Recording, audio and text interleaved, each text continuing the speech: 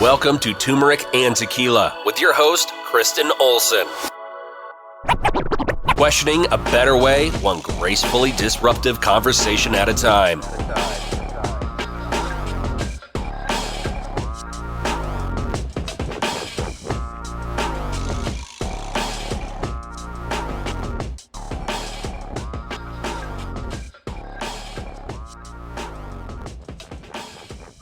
Welcome to Turmeric and Tequila. I'm so excited to be with you here today.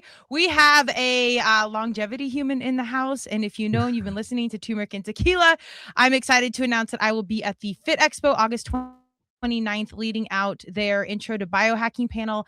That's going to be really exciting. So before we get into the minutia, this panel is going to be the entry level and the initial questions. So if you're new to it, this is a good space to start. And I'll have some tickets and links and the whole thing up pretty soon. But before we get into those details, let's give some love to our sponsors, Colorado Clownfish Swim School, swim lessons and water safety training for all ages. They believe in life skills through sports, so go waterproof your family today, coloradoclownfish.com. And my very new favorites, Plantiva, giving you products you can trust, delivering results you can feel. I do not travel without them, so go check out all their natural supplements at plantiva.com. They are the jam. And without further ado, Justin Hibbert, welcome to the TNT mic. Thank you very much for having me. Excited to be here. Yes, I am going to read your bio because we've got a lot to jump into. I know you are a subject of a documentary, so we're gonna jump into all the deets. But Justin is a Las Vegas native, endurance athlete, and founder of Everhaus, a new private health and lifestyle club opening in Las Vegas this fall. He is a lifelong Ironman competitor. Justin's approach to performance and longevity is rooted in consistency, intentionality, and the belief that vitality is built through daily practice. I could not agree more. So Justin, let's get into it. Before we get to the whole detail on the business situation, I do like to know about the human behind the mission. And I think who we are is in the stars very early. So tell me about like young Justin. And if there were signs early that this was going to be the route you took. Young Justin. Okay. Well, from the very beginning, I was born in Miami. My parents split up for a brief period of time, and my mom came to Vegas, and that's how my brother and I ended up in Las Vegas. And we would travel back and forth on an airplane to see our grandparents every time we had a break from school. So grandparents and dad, we would go back to Florida, and then our grandparents would take us and travel all around the United States in their motorhome that they were very proud of. And then they also owned a few homes. So we would always end up in the mountains of North Carolina. And it was then that I looked up to my grandfather more than anybody. That was, my hero. Still to this day, he's no longer with us, but still to this day, I live my life to hopefully make him proud, And one of the things he instilled me at a very early age was something that he called the morning buy-in. And that is something that I have, taken on, and now I hope to pass that down to my kids and grandkids in the future. So the morning buy-in, he would always tell me too, it doesn't have to be intense, but it has to be something where we get the body moving and the blood flowing. So you can imagine, from the age of 5 years old all the way in, until my adulthood, he just had me doing things. We would wake up, we'd make the bed, we'd drink water, and we'd get right to the morning buy-in. And it was the first thing that we did. And it was either a hike through the North Carolina mountains, or it was a run along, the beach in Miami, or it was wherever we were, we did something. And then he taught me how to lift weights properly. And, we also played a lot of sports. He was an avid golfer. So, before I could play, I would just follow him around, but he would have me doing things like in between holes, whether it's air squats or push up. It was just, it was an incredible way to grow up. And that's never left me. So fast forward, we'll jump straight into Las Vegas. And after school, I didn't go to college, but after high school, I got into the union, and I did that until I was about 21 years old, when I realized I just wanted to be around good-looking women as a 21-year-old would. And I decided to get into the Las Vegas nightlife industry because I would be surrounded by my goal of being around good-looking people. And all of my friends in high school, they were older than me. So I'm the youngest of the group of 8. So they turned 21. I still had 3 years to go. They all got into the nightlife industry. So it was an easy choice for me. I would just call my friends and ask them, hey, get me hired where you're at, and took a couple interviews, and I landed at Pure Nightclub as a promoter. Very, very bottom of the pack there. When I started, I was passing out flyers for people to come into the nightclub for free. I wasn't necessarily making any money. That's sort of how it used to be back in the Las Vegas days. It was, who did you know in order to get you the job in the nightclub? And then, I got really lucky with timing because we had a very visionary and aggressive CEO, Neil Moffat, that wanted to do things bigger and better. And he sort of saw where nightclubs were evolving. So at that time when I first started, I'm going to date myself, but nightclubs would pay for celebrities to come in and just sit at a table. Mm-hmm. Right. And that was the marketing of the nightclub. I mean, I know people, it's like, that sounds archaic now because they don't even know what that is. Celebrities show up without being paid now, right? Mm-hmm. But so we would have nights where we would pay Paris Hilton to come and just sit at a table. So like people can just look and see Paris Hilton. Yeah. And we would put her on the billboard, and that would sell the night of the nightclub. Now it's the DJs and the acts and, who's performing, and that's where the people are going to go. But back then, the DJ was hidden in a corner. You couldn't even see him. Right. There wasn't this big stage with the DJ. The DJ was like somewhere in the attic. Yep. And, so our CEO and founder at the time of our company, which was very small at the time, had the foresight and the vision to see that this was going to change, and it was going to go from small boutique nightclubs into like 150,000 square foot mega clubs. And it was all going to be centered around this house music, EDM, who's the DJ. That's the biggest thing. And he went out and raised a bunch of money, and we built Hakkasan. So we went from a small company of, probably 100 employees to what seemed like 3,000 global employees overnight. And I got to be on that ride. I got to ride that wave, and I got to see that, and I got to, kind of cut my teeth and put the work in and grow within that. And I ended my career as the executive director of VIP Nightlife, overseeing all of the, big VIP customers, but I also had a team of hosts underneath me. So I ended up becoming the, in charge of leading the, 100 or so host team that we had throughout the company. And it was a very lucrative and a very fun life. Yeah. I look back on that, and I miss it a lot when it comes to, what I was able to do back then. I'm talking like anything you could ever imagine, because you're just dealing with the most wealthy people who just want to have fun, and yachts and private jets. And, we were throwing birthday parties for the biggest celebrities in the world and just doing really cool things. Yeah. But give us some tea, man. Did you have to sign NDAs or anything? Yeah. So we had a company That's what I figured. NDA. It was like a global company NDA, and our contracts would get updated every couple of years. So we were always signing papers. There were some one-off events too where we had to re-sign. Some like, yeah. Okay. Yeah, I don't know. Like I've seen it all. I've seen the craziest things in a nightclub. Things that would just blow your mind, right? From good to bad, like some of the worst things that you could possibly see too. Yeah, there's not just any one thing that I could really point at, but from my experience, I never dealt with anybody that was not cool. Every single person every person I got to meet, every person I got to work with was just such a cool person, and we always had a great relationship. And yeah, so That's awesome. I got lucky in that sense, because there's also some nightmare stories about guests and people, but not me. I loved it. Every second of it I loved. But I will say that I started to realize that that lifestyle wasn't how I was raised by my grandfather, and I started to feel more and more further away from who I wanted to be as a man. And during those times, it's not like I didn't know who I wanted to be. I just knew that what I was doing, I don't know, like drinking every night and doing all these things, like, I did it from year 20 years old all the way until like my early 30s. And at, 35 years old, I was like, all right, this is 15 years now I've been putting myself through this. So I started to realize about halfway through the nightlife career that I didn't want to drink and party all the time. And I also climbed myself through the ranks where I didn't necessarily have to be out every day like you do when you're first starting out. Mm-hmm. So I knew I wanted to do something that was the hardest thing I've ever done and completely different than what I was used to, because I knew that would snap me back into putting me on track and into a direction. And that's when I discovered Ironman triathlon. I didn't know anything about swimming, nothing about biking, nothing about running, So you nothing. just went I was straight in.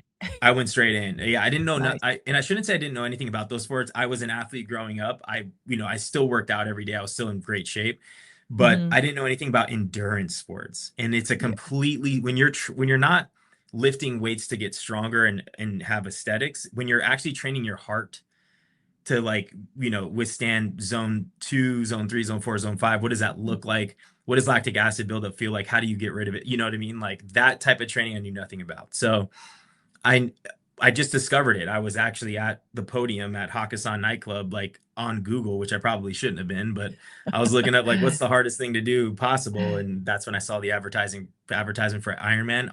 I, like, picked a race and I signed up that day, just because I knew if Nice. I signed up for it, I had to do it, and I didn't know what having to do it meant at that point. I had no clue the work that I was about to have to do. But the more I learned about it, the more I realized, like, all right, if I don't train for this, I could die. Like, you could literally die, and unfortunately, people do. So I needed Mhm. to take the training serious. And it was a good enough excuse, because when my customers would come in and want to party with me, I told them, no, I can't, because I'm training for an Ironman. They were like, holy shit, like, what's Yeah. an Ironman? Like, this is crazy. So, it was a good excuse to, it was so hard that it was, they accepted that as the excuse, right? You can't tell a customer that's coming in and spending a lot of money for you that, I just don't feel like it today. Like, Right. that doesn't ever work.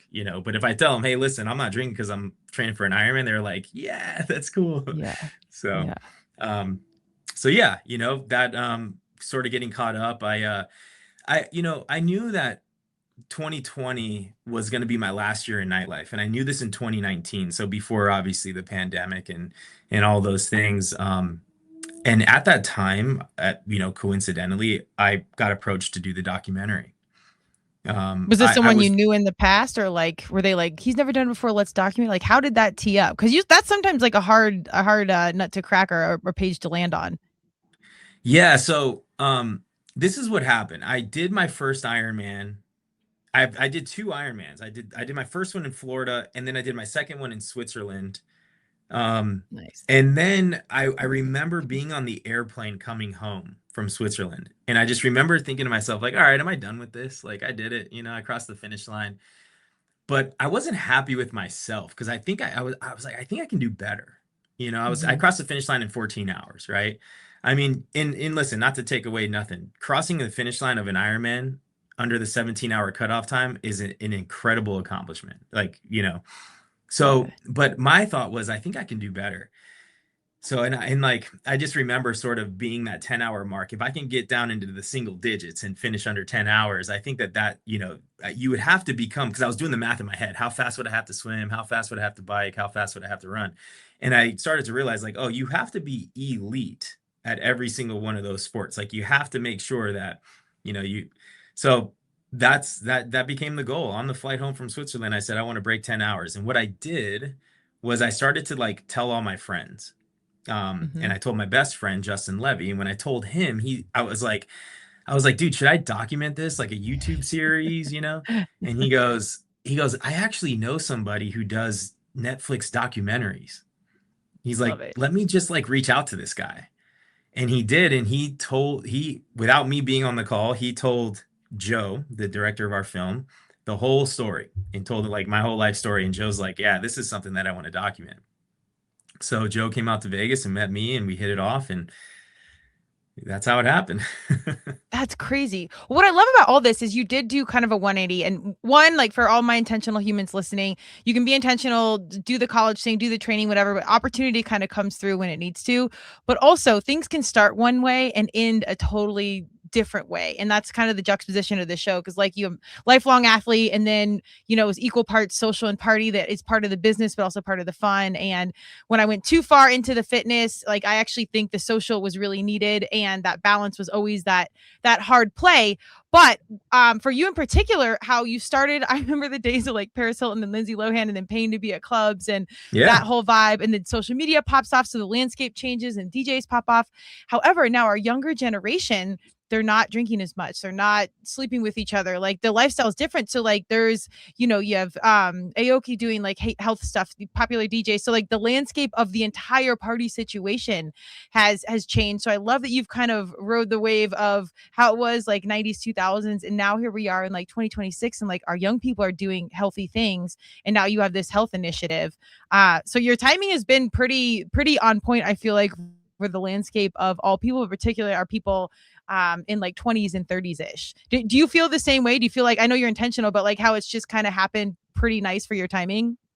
Yeah, you know, it's funny because like I always tell people, like, listen, I'm not really that great at anything. The one thing though is like timing. Like I'm just really lucky Yep. with timing all the time, you know. Heck yeah. Yeah, and you know, I don't necessarily have a lens like too far in the future, but I would say I do live in the future. And it's like the kind of the near future. Like when I start to work on, people start to realize about 3 to 5 years later. You know, and that's Yeah. always how it's been. And I get to I can kind of see things. I'm like, all right, this is sort of where it's going. I want to be in that now. Mm-hmm. So yeah, I've gotten really lucky in that sense, and luck meets preparation. So, or you know, preparation and work, and that's what luck is, right? So um yeah, and you know, so to kind of pick back up, I was filming for the documentary, and it was during that time when I started to learn. So when I was like, okay, I'm going to try to break 10 hours. Now it's different than crossing the finish line. So it was at that point when I started to really try and optimize myself to the nines. Like every part of my body, I had a concierge doctor. I was like trying to optimize my hormones. I was like starting to dabble with like the early peptides that were out. I had a swim coach, a bike coach, and a run coach, a strength coach. And I started to just I was like in complete isolation. Mm-hmm. Because at that Very point, myopic like I space. went Yeah. very extreme, and my friends at that point couldn't relate. And they were like, listen, man, I love you. I'll ride the bike with you for 10 to 20 miles, but I'm not riding 100 miles. Like that Yeah. sounds absolutely dumb. And to be honest, they're probably right. But I was on this kick, man, and I just wanted to become the best that I possibly can, every inch of my body. So biologically, you know, and then obviously be able to perform well physically. So Yeah. it was that that sort of then led me to think like, oh wow, you know, I'm traveling all over the city, right? And I am spending $3,000 to $4,000 a month. Like this is crazy. And I was Yeah. like, but the one thing we all have in common, as far as like those 7 or 8 coaches that I was paying for, is that we all have the same goal. We all Mm-hmm. want to make sure that I become the best that I can physically and mentally and biologically, but we're all not communicating to each other. And it's just becoming a little bit like it's becoming more work than it is fun now at this point. Um, so that is the seed for Everhaus. That's when I started to realize, like, man, I kind of start to see like the future being, you know, everyone's biology and everyone's goals are different. So it's Mm-hmm. personalized in that sense, but the general scope is the same, right? Like we Mm-hmm. all want the same goal, but to get to the goal has to be personalized because your body's different than mine and my goals are different than yours. So how can I take just knowing that and going through it and living through it for 6 years? How can I take that and create something that, you know, can be a lot more, you know, affordable? It can be a lot more edible. It can, you know, it doesn't have to be as taxing, and we take all the guesswork out. And then we can still accomplish the same thing.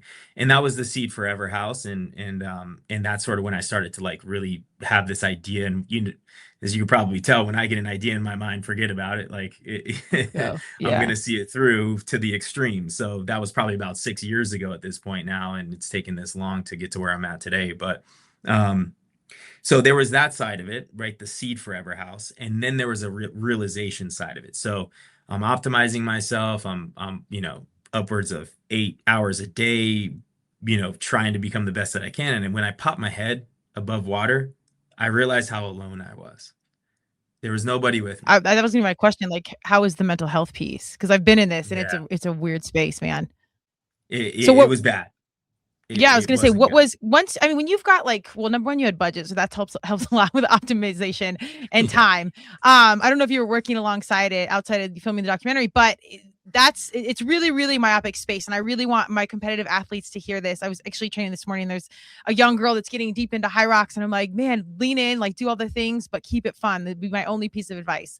It'll be a colored journey. But that mental health piece is often overlooked because you can get so into the minutia on longevity and doing everything right. Was there a tipping point where you were like, okay, this is actually too much and you have to pull back and address the mental health?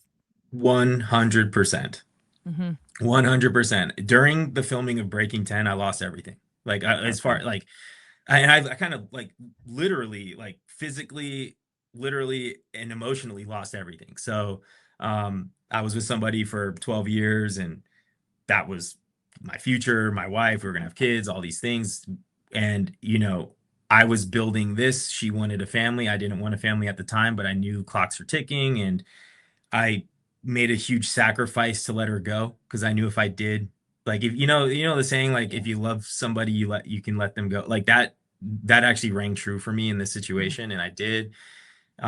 She's living a beautiful life. She has everything she ever wanted now. She has 2 kids. It's unbelievable. We still love each other to death, but Okay. that I knew that she wanted that and I wasn't ready for that. So yeah, like I sacrificed that. Like I said, I sacrificed all my friends. I was incredibly over optimized.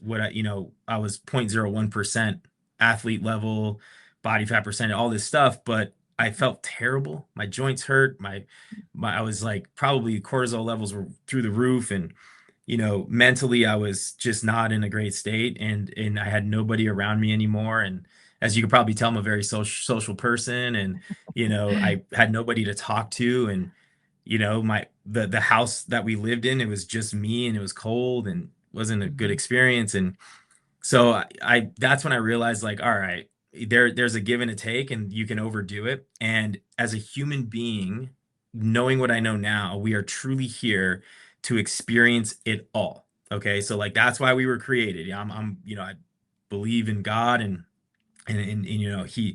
God's within us and he put us here to experience this beautiful life you know during this beautiful time in the earth's history in order for us to even be here on the planet because of the earth's in a great place for us and to be able to experience that and do things and be around people and understanding that humans need humans in order to survive and we need that connection. um that's when I realized, like, I don't like the word balance for many reasons because I think people take the definition of balance and they try to implement it into every part of their life. It's like, okay, well, I ate a good meal today, so I can eat a bad meal tomorrow, or I Yeah. didn't drink today, so I can drink alcohol tomorrow. Like, that's not the balance that I'm talking about, right? The Mhm. balance that I'm talking about is just making sure that when it comes to every part of the human experience, you make sure you have a healthy relationship with that part of it.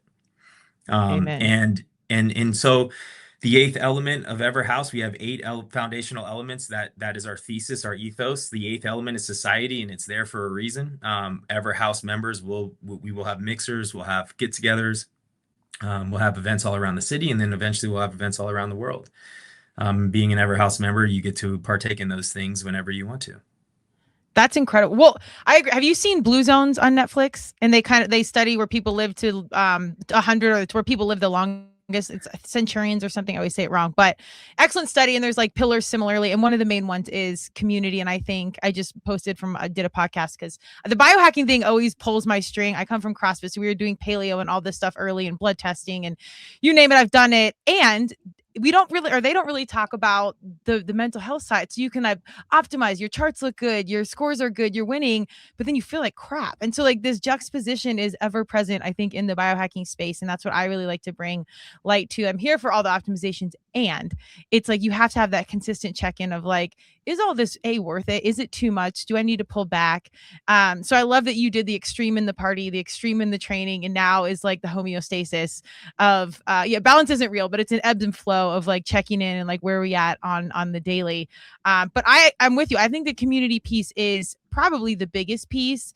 And I like that you're facilitating this, like human optimization recovery type space, but it's also about facilitating that community. And on the business side, I actually think it's the best thing for customer retention, which is a different podcast, but it does work both ways. Tell us some of the modalities at Everhaus that you have that are maybe like red light therapies or nutrition, if people are newer to this space. Yeah, sure. So first thing you do at Everhaus is you go through our assessment. It's a full body assessment. You get a blood biomarker test. We test 120 biomarkers. You get a DEXA scan. DEXA scan is bone density, as you know, body fat percentage, your actual real weight, your actual where the body fat is located in your body, your visceral fat. And then you do a VO2 max test to test your cardiovascular strength. Technology is really cool now. Back in the days, in my Ironman days, when we were doing VO2 max work, it was like get on a bike and pedal as hard as you can for 20 minutes. You can actually wear a mask now and do a seated VO2 max test. I don't know if you know this, but like, I haven't done one in years.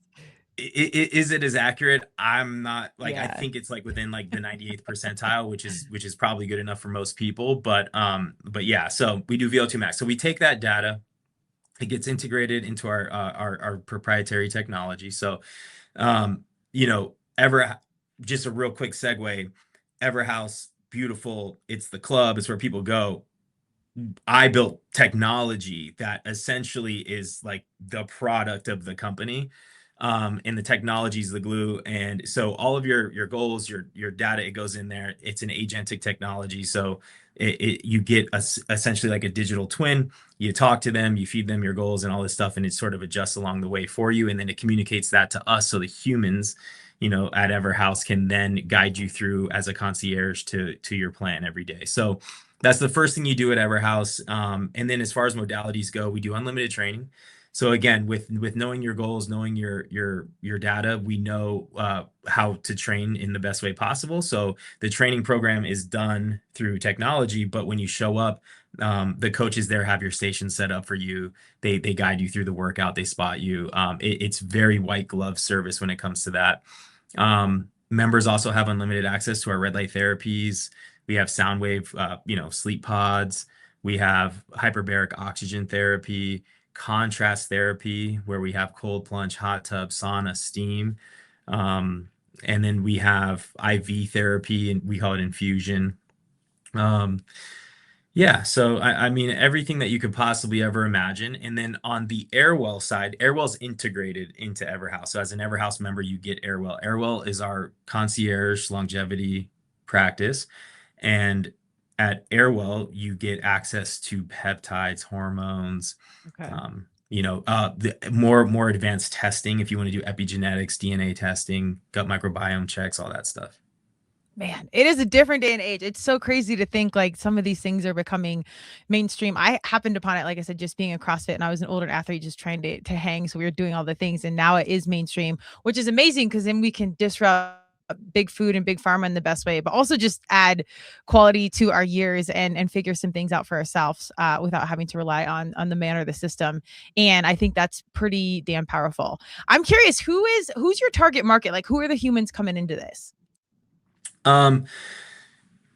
So 2 questions there, right? So who are actually signing up, and then who is our target? So the first question is who's actually signing up. It is what you would expect. It's founder, CEOs, executives, right? People who like discernment is important for them. But our target is somebody who is sick of the traditional healthcare system, who wants to take their health into their own hands, and who wants to be around like-minded people in an environment where they know they're going to hit their goals and grow, and they know that every single person cares about them deeply. So one of the things it's called Everhaus for a reason. I wanted it to feel like a third home. I wanted it to feel like a warm space. When you show up at Everhaus, we welcome you home. We say, welcome home. We know you by your first name. You're not just a member number. you have your name on your locker. We know you by your name. We know what's going on in your life. And we really try to treat you like we would treat our own selves, right? And everyone's goals become everyone's goals, right? Like if you're a member there and I know that you have a certain goal, I'm going to check in with you and make sure, hey, how we doing on this? Like let me sort of take on some of that for you, and let's do this together, sort of deal. So it's a very supportive environment. So it's really for anybody. Now, when it comes to that, obviously, because we have all of the touch points, because we have the concierge service, because we have we've spent a significant amount of money for the technology side. There's a lot of investment that we put in order for us to achieve what we want to achieve and give to the members what we want to give to. So there's costs that come into play. However, what I can tell you was it was from day one, I wanted to run as lean as possible when it comes to cost and margin, because I want it to be affordable. So we do an initiation fee. We do an initiation fee for one reason, because we found that if people pay an initiation fee, they're serious about it, right? They're not just going to say, oh yeah, cool, I'll sign up for this and in 2 months cancel. No, I paid the initiation fee. I'm kind of locked in, right? So we want to make sure you're serious. So we charge an initiation fee. And if you get past that hurdle, we're like, okay, you mean business. Like this is something that you want to do with us and we want to grow together. And the second thing is I wanted to keep the monthly dues as low as I possibly could in order for somebody to afford it. So it's well under, we don't say the actual real number, but it's well under $1,000 a month. And if you were to compare that with other things that are coming online now, you're looking at the Equinox optimized program that's $3,300 a month, or you look at other clubs in New York that are $10,000 a month. It's ridiculous. I'm like, guys, come on. Like even if you have the means to do it, like now you have to prove to me that that's where I want to park 10 grand a month, like how cool are you versus other places? So we're not playing that game. They do it in a way where they just kind of brag about it. No, we're affordable in the sense that yes, it's definitely not for 100% of all people, but it is for the majority of people. I love that. Well, accessibility is a big piece, and the higher the price point you do that dance, you attract a different human, which does impact community. So it's a whole vibe switch and culture switch with different price points. So that's great that you make it as accessible as possible, because it is for the greater good. It will be for certain people, but if you have happier, healthier humans walking around in general, that tends to spread on the ground level, which is pretty exciting. Exactly. So it's in Vegas. Is this primarily going to be Vegas residents, or are you having people fly in? Like, what does that look like? Yeah. So our membership is predominantly people who reside in Vegas. Now, what we're seeing is a lot of these wealthy people, they're here for 20% of the year, but they call Vegas home for that 20%. So they're becoming members. But for the most part, our membership is Las Vegas locals. We do offer the Everhaus experience, where you can become an Everhaus member for 2, 3, 4 days, however long your trip is. So when you come here and you sign up for the Everhaus experience, we have white glove service, like you would imagine, black car service to and from your hotel. And we, with our concierge staff, put together an itinerary for you of what you can do at Everhaus. And part of that is when you go through our if you sign up for doing an assessment, you then get integrated into our technology platform that you'll have forever, which will keep your electronic medical records like digitally, and you can, with our AI technology, talk to it, interpret it, and all that stuff. And then you also have access to our medical staff, which is leading experts in the field. That's awesome. Well, and now, I know you said you invested a lot in the tech. Is this your tech, or are you partnered with like LabCorp or whatnot? Like, do you have specific partners, or is this all yours built from the ground up? We built it from the ground up. Okay. It is specifically our company is specific. We have High Garden Technologies. That's our company that lives within the umbrella of what we're doing. Now, when you say LabCorp, so that's kind of different. So there's the technology side, but then there's actually like the lab that does the testing. We partnered with a local lab to have our turnaround time under 48 hours. Okay. And then nationally, we would essentially partner with a LabCorp. But what happens is when the data comes in, it both legally speaking, right? It has to go. It has to live for 5 years, right? So there's just like some legal ramifications. So it will go into their medical records, but it comes into ours as well. And when it comes into ours, that's when you get it on the digital platform and the technology. Gotcha. And how did you recruit your medical staff? Like, what doctors did you pick from where and how? So again, like I like to think of myself as a lucky person. I happen to be in New York. This was many months ago now. And I just said yes to going to this event. It was actually in hotel lobby, and I got invited, and I knew that I would know nobody there except for the one person that I invited. But when I was there, I got to meet Dr. Hal. He's the chief medical officer for Men's Game Day Health. And him and I just hit it off right away. And I said, listen, doc, this is what I'm doing, and I think there's a lot of synergy there. And I would love for, obviously you're the chief medical officer of Men's Game Day Health. There are 400, 500 locations. But I can use your help in kind of finding the right people. So sure enough, we just stayed really close and in touch, and he just constantly sent me a lot of resumes and doctors that would love to kind of come on board. And that's sort of how I got to parse through. And obviously them coming from Dr. Hal, they were very, very reputable. So I got to choose our staff that way.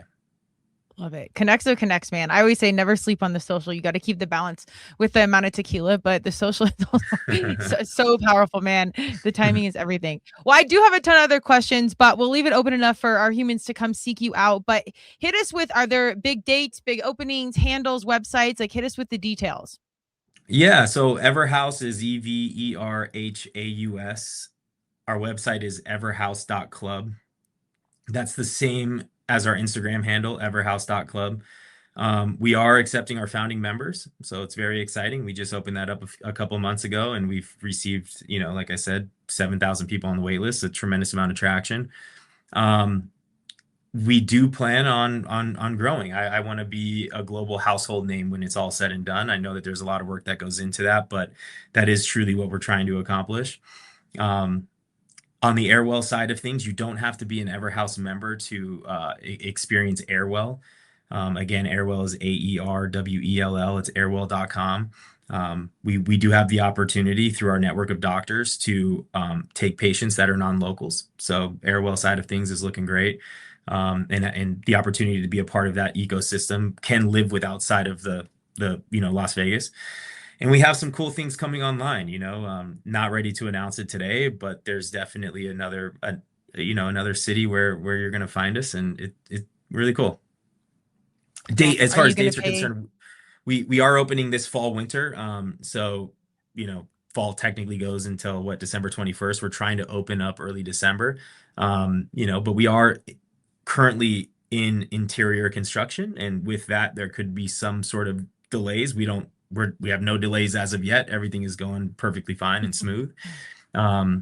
So that's when we plan on opening the flagship here, and then, scaling from there. I love it. So for the grand opening, I was going to say, are you going to pay Paris Hilton to come post up at a booth on day one? We're going to, no. Bring it back, man.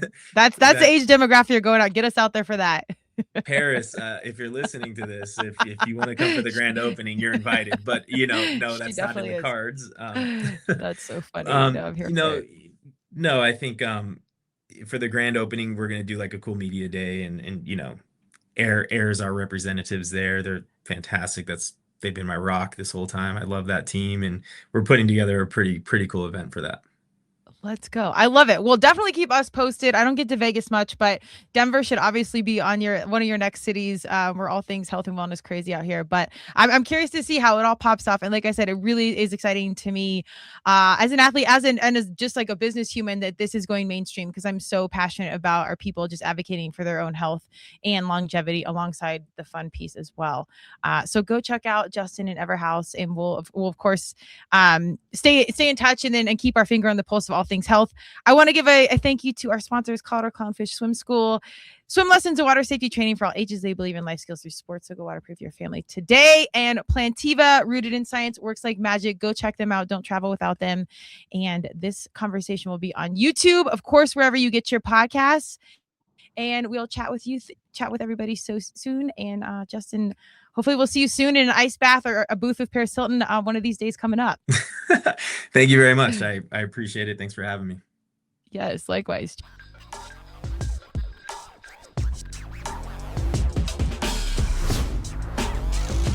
Thank you for joining Turmeric and Tequila with your host, Kristen Olson. Tune in next time, and don't forget to subscribe on Apple, Google Podcasts, Spotify, or wherever you listen.